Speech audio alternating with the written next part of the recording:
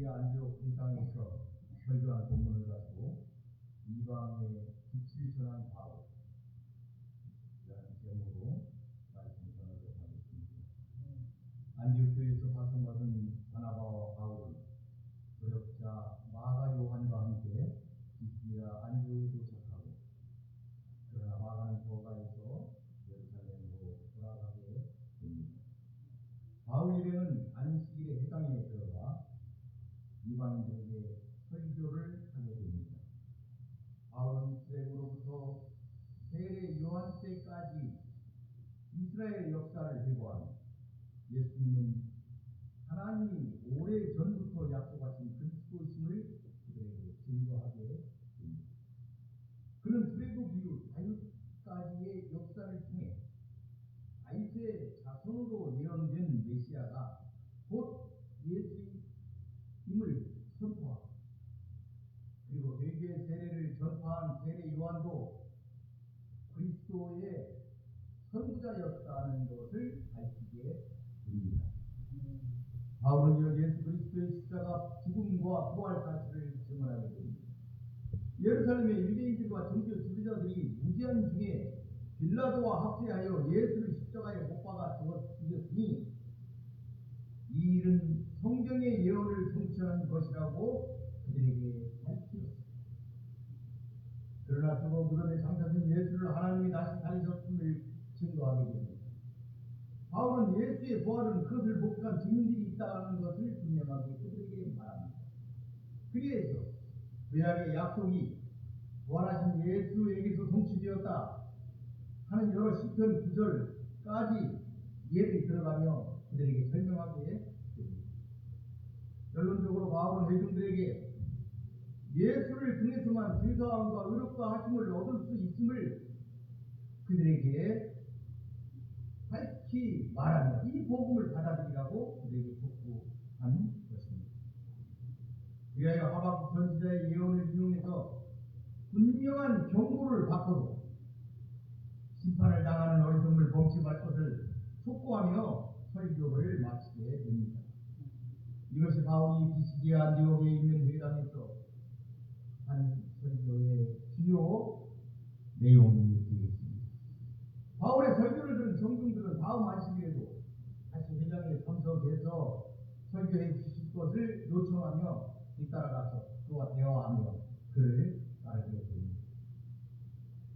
여러분들도 주의 종들을 통하여 전하여준 구원의 복음을 신중에 깊이 새겨서 분명한 경고를 받고도 심판을 당하는 어리석음을 범치 말아야 할 것입니다. 여러분, 하나님의 은혜는 받기에 합당한 자에게 내린다는 것을 기억해 주시기 바랍니다. 이제 본문을 살펴보도록 하겠습니다. 오늘 본문은 바울과 바나바가 비시기아 안디옥에서 전한 복음 사역에 대한 두 부유 인간들의 그 결과를 기록한 본문입니다. 그 결과는 극단적으로 대조되는 두 가지 양상으로 나타났습니다. 하나는 유대인들의 극렬한 반대, 다른 하나는 이방인들의 열광적인 수용이었습니다. 유대인들의 극렬한 반대는 결국 바울 일행을 다른 지방으로 내몰았습니다. 즉 비시기아 안디옥에서 복음을 쫓는 사람이 급격하게 늘어나자 자신들의 권위와 지지 기반이 약화된 것을 우려한 유대인들은 바울과 바나바를 핍박하고 내쫓았던 것입니다. 그러나 이는 복음이 여러 지역에 더 널리 전파되는 긍정적인 결과를 도출하게 됩니다.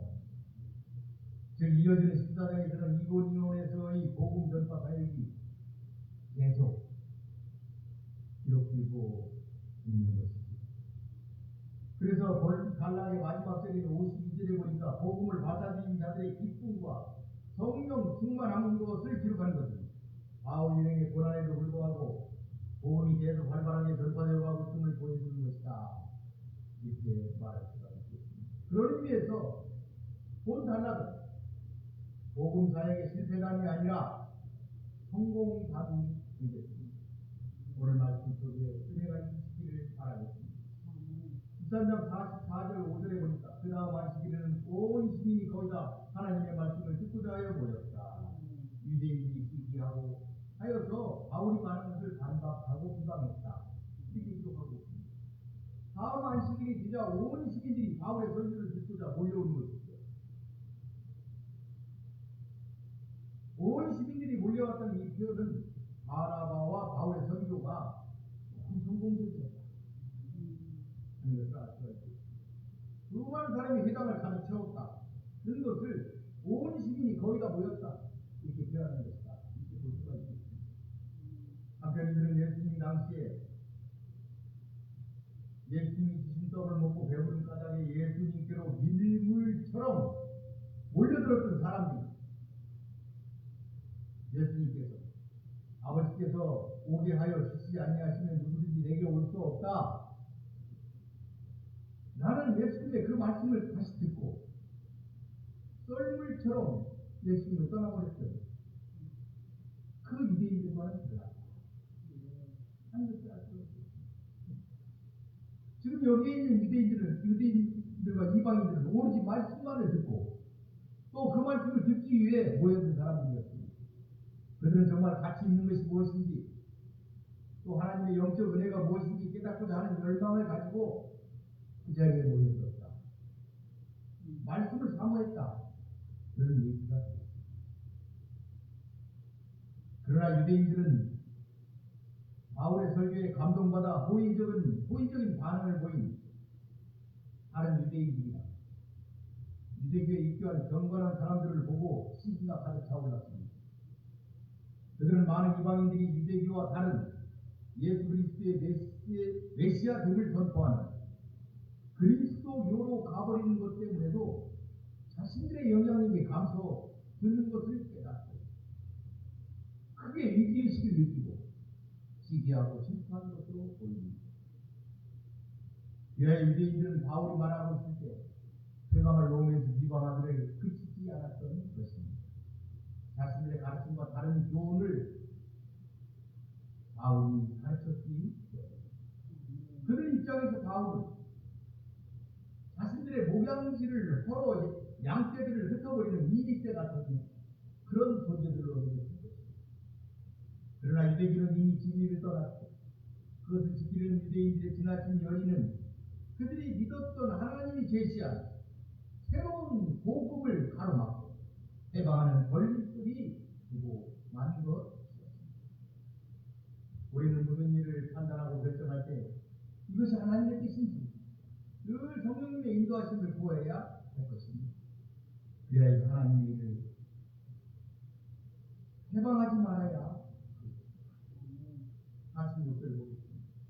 바울과 바나바가 담대히 말하기를 하나님의 말씀을 마땅히 먼저 너희에게 전할 것이든지 너희가 그것을 버리고 영생을 얻기에 합당하지 않은 자로 다시 하기로 우리가 이방인을 향한다. 주께서 이같이 우리에게 명하시기를 내가 너를 이방의 빛으로 삼아 너로 땅끝까지 구원하게 하리라 하셨느니라.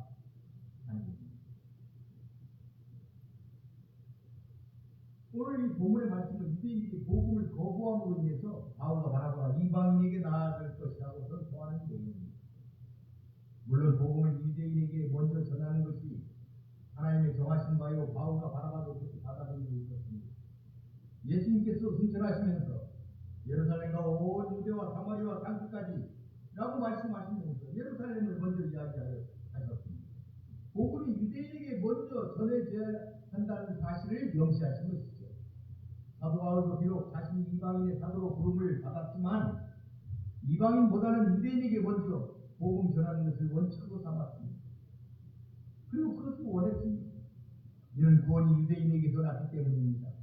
라고 그는 성경에서 말하고 있습니다.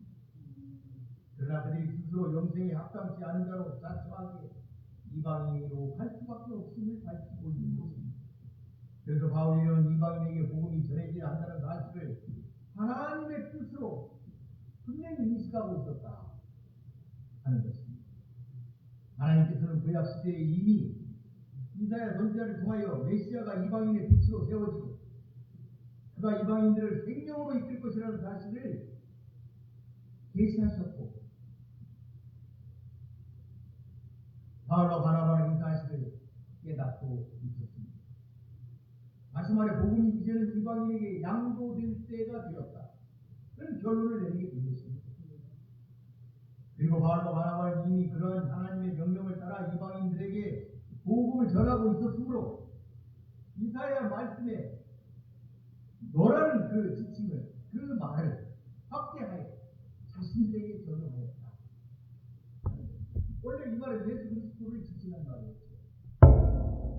근데 그걸 확대해가지고 그 사실을 이미 인지하고 있었기 때문에 자신들에게로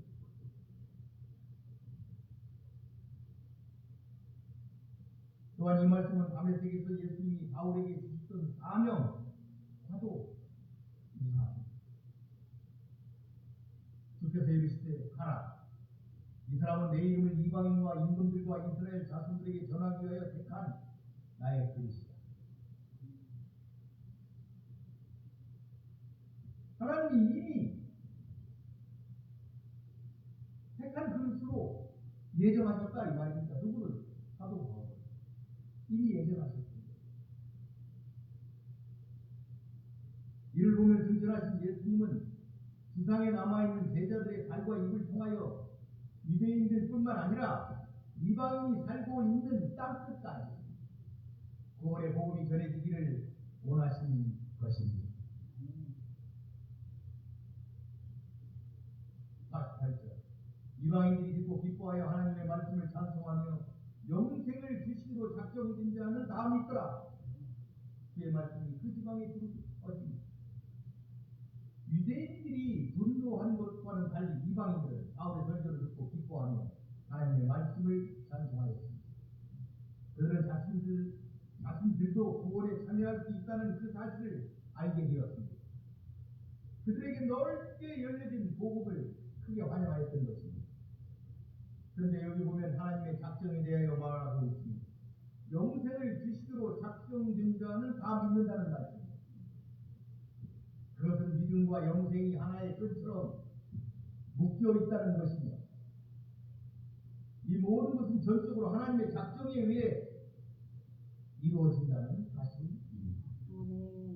그러므로 그들이 들었다는 것은 그들이 구원의 소망으로 부름받은 사건이 하나님의 과거 결정과 무관하게 갑작스럽게 이루어진 것이 아니라 창세전 작정되고 수세기 전 예언된 것의 최종 성취라는 것, 그것을 깨닫고서 기뻐하며 찬송하였다는 말씀입니다. 그들은 이미 믿음 이전에 생명으로 예정된 자들이라는 점입니다. 말하자면 그리스도의 오심과 함께 구원이 그들에게 약속되었다는 사실이 그들의 신앙에 대한 특별한 확증이 되었습니다. 그래서 그들이 그렇게 열성으로 그리고 경건하게 복음을 받아들이게 된 이유가 되는 것입니다. 그런데 본문의 시제를 살펴보게 되면 작정은 이미 과거에 되어진 것이며 그 결과가 지금 나타나고 있음을 보여주고 있습니다. 생명은 하나님께 속한 것이고 영생으로 지명하시는 이는 하나님이십니다. 따라서 하나님이 지명하지 않으신 자는 믿음의 길로 들어설 수도 없고 영생을 선물로 받을 수도 없게 되는 것입니다. 이것을 분명하게 믿으시기를 바랍니다. 이렇게 주의 말씀은 마치 밀가루 속에 들어간 누룩으로 반죽이 지속적으로 부풀어 오르는 것처럼 생명의 복음이 들어간 비시비의 안디옥 지방은 구원의 물결로 이렇게 나가게 되었던 것입니다. 여러분들도 여러분들을 향한 하나님의 계획과 작정이 있었습니다. 여러분의 구원을 예정하셨음을 분명하게 깨닫고 기뻐하며 찬송하시기 바랍니다.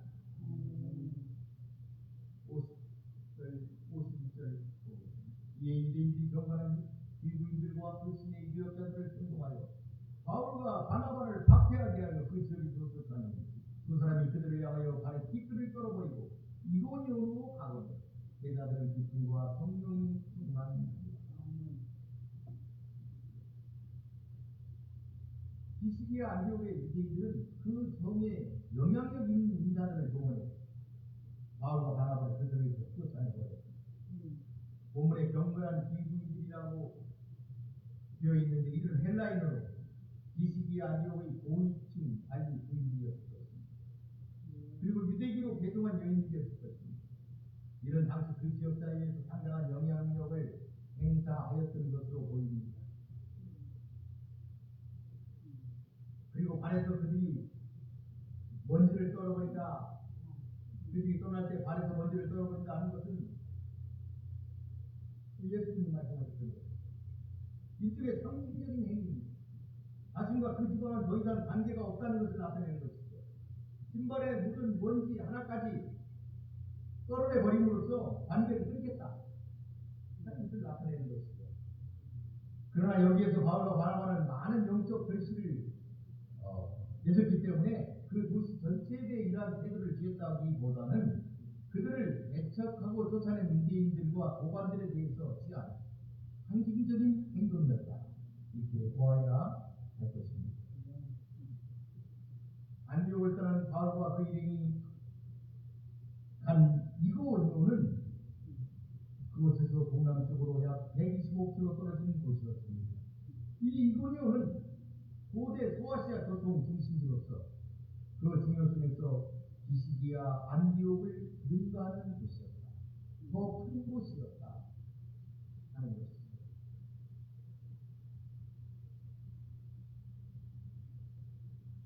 그러나 남아있는 그곳의 신자들은 바울 등이 쫓겨갔지만 복음을 통해 구원의 진리를 발견하고 하나님으로부터 영적인 선물을 받아 날마다 기쁨 가운데 살아가게 된 것입니다. 그러니까 신실한 자들은 이 같은 심각한 장애물이나 더러운 이단의 가르침이나 도시의 소란이나 위험이나 공포 이 모든 것 때문에 당황하거나 두려워하는 것이 아니라 자신들의 깊은 신앙에 따라 마음의 평안과 영적인 기쁨을 가지고 살아간다는 이야기입니다. 여러분도 이런 기쁨과 성령 충만한 삶을 가지시기를 바랍니다. 말씀을 드리겠습니다.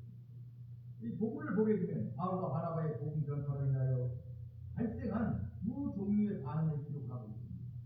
이방하며 방해한 자와 받아들인 자로 나누어지고 첫째는 유대인들은 먼저 된 자들이었습니다. 복음도 먼저 들었습니다. 예수님도 그들 가운데 오셨습니다. 그러나 그는 복음의 특권을 깨닫지 못하고 인본주의적인 유대교의 행위신앙에 빠져 하나님의 뜻을 깨닫지 못했습니다. 복음에 실패하고 만 것입니다. 지금도 그들 민족은 나중 등자가 되어 보통 중에 여러분 혹시 먼저 되는 은혜를 받으셨습니까? 그렇다면 그것을 위해 교만해서는 안 됩니다. 우리가 교만할 때 하나님의 은혜는 떠납니다. 먼저 된 자가 나중이고 나중에 된 자가 먼저 된 자는 이 진리의 말씀을 꼭 기억하시기 바랍니다. 둘째는 복음을 수용한 이방인들입니다. 이사야가 예언한 이 이방설이요 내가 너를 이방의 빛으로 삼아 너로 땅끝까지 구원하게 하리라 라는 말씀입니다. 유대인들의 행위로 인하여 성취되었습니다. 그들의 합당치 않은 행위로 복음이 이방인에 있습니다. 그들은 복음 전파를 방해하는 것 같지만 오히려 복음 전파의 세계를 열어주었던 것입니다.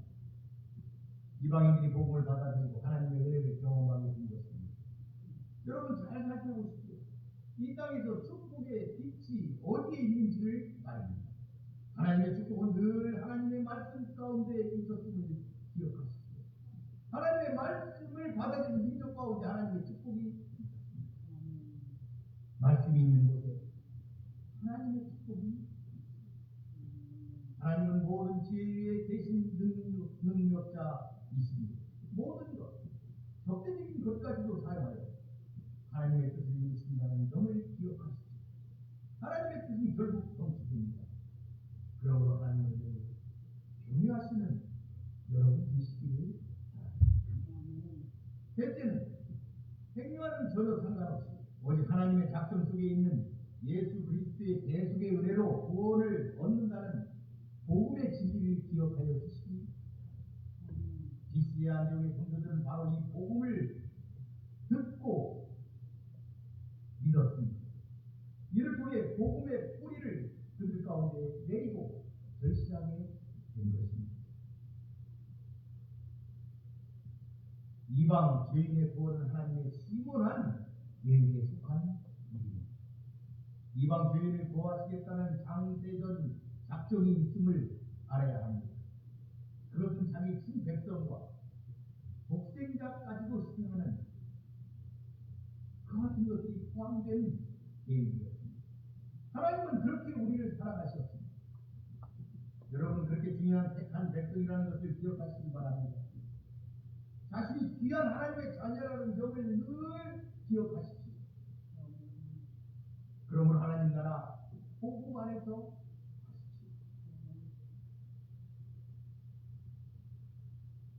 이 땅에서 하나님의 나라를 이루십시오. 그리고 여러분도 바울처럼 이곳에 빛을 전하는 자들이 되십시오. 하나님께서 여러분과 함께 하실 것입니다. 승리하시는 여러분이 되시기를 바라겠습니다.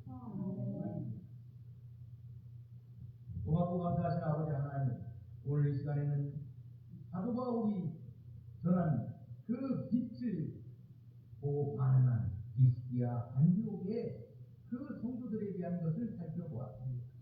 바울이 이방의 빛을 전하였습니다. 그가 그 사명을 감당하는 그 모습을 지금 우리는 살펴보았습니다.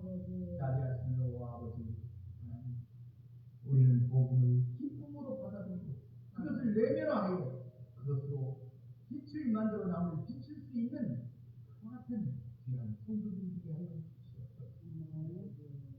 아버지 하나님이여, 이 사랑하는 성도들은 하나님께서 창세전에 작정하신 구원의 계획에 따라 하나님이 거저 부르신 하나님의 자녀들이요, 아버지께서 그들과 함께 하실 줄을 믿습니다. 그들과 함께 동행하시며 그들을 인도하시는 줄로 믿습니다. 우리 주 예수 그리스도의 복음을 따라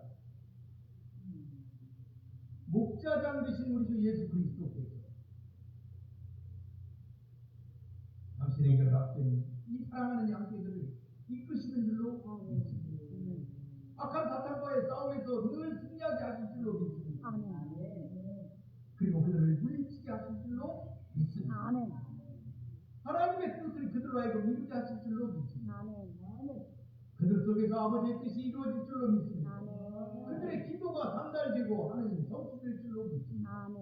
이루어 주시옵소서. 예수님의 이름으로 기도하라.